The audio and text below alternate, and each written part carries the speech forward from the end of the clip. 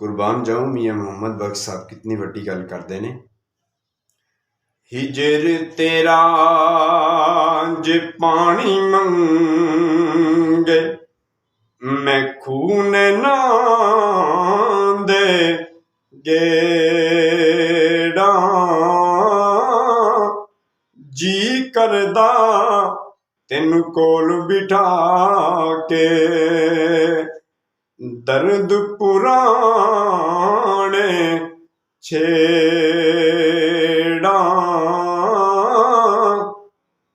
दर्द होवे ते हाय निकले कोई कोई रहिंदा जर के आ सजना दियां गल्लां करीए मूंह गैरां वल करके यारां नाल ने रौनक मेले ते यारां नाल बहारां नाले दर्शन शाम सवेरे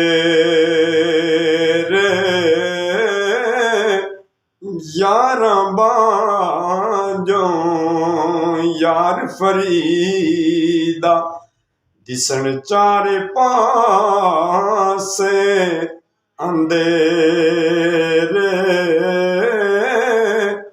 वीडियो अच्छी लगे चैनल में जरूर सब्सक्राइब करें। शुक्रिया।